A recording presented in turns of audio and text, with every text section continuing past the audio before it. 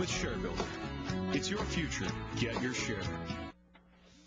And welcome back to this special edition of Hannity. We continue now with Frank Luntz and his focus group in Philadelphia. Frank, am I allowed to ask a question?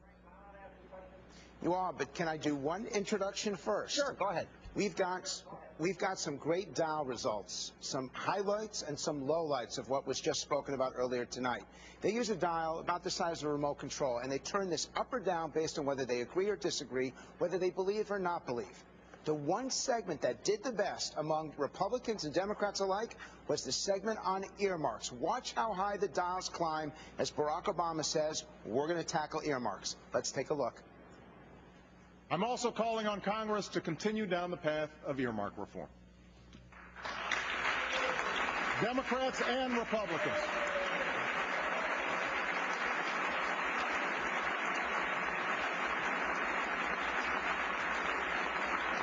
Democrats and Republicans. Look, you've trimmed some of this spending.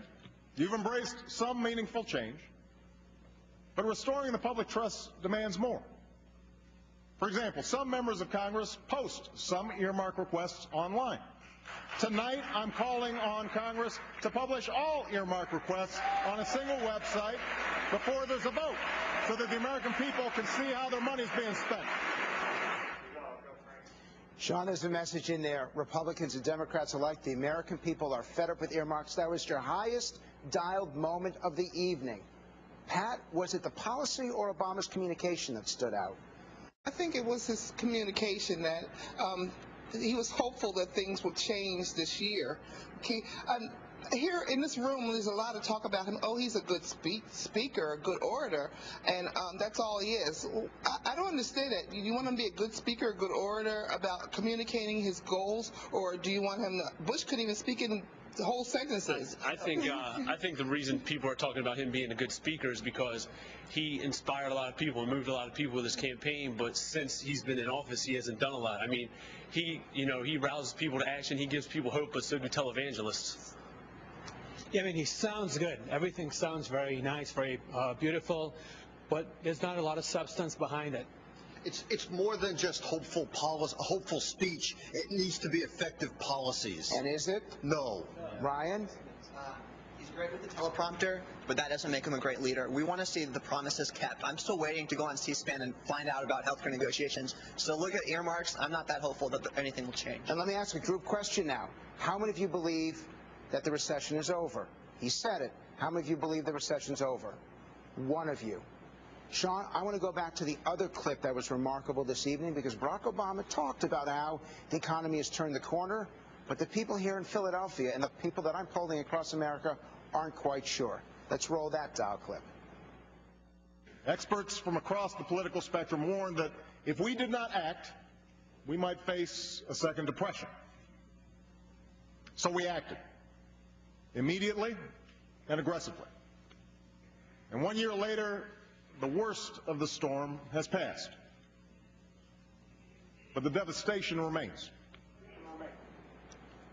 Frank, I mean, that was fascinating. I want to, first of all, this is a great group, and I love their honesty, and I think their analysis has been pretty dead on. Here's my point. You ran this thing that was the most popular during the speech about earmarks. The president promised that during the campaign, and he signed a bill with nearly 9,000 earmarks. Same thing with lobbyists. No lobbyists in my administration.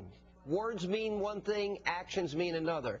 He gives a great teleprompter speech. He says, okay, we're going to fix the economy. We saved 2 million jobs, but he promised unemployment wouldn't go above 8%.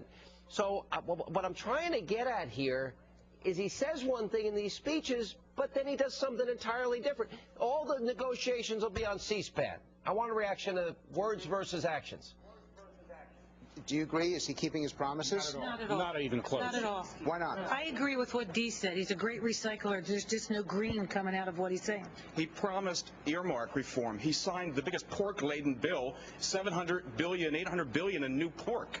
Pat? I think that he is doing as well as he can possibly do with the circumstances that he has inherited over the past year. Credit for doing it on his own. Bernard, is he keeping his word? He's keeping his word. It's only been 1 year. In the speech today, he reached across the aisle to his Republicans to try and get a solution this year. He says, I will have an open government. I will have a CNN camera. 8 times he said that on TV. He hasn't kept any of his campaign promises, and so because of that, the words that he said, some of them were encouraging, but they ring hollow to me. I got one last question for you all. The Speaker of the House is paid, and I quote, $223,000. He said we should be supporting the military. The top general in America, the top one who runs the war, gets $179,000.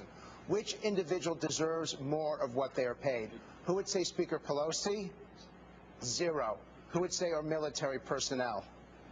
Every single person there. Sean, I think that's going to be one of the things that people talk about in the future. All right, one last question, Frank. Do they prefer Geno's or Pat's cheesesteaks?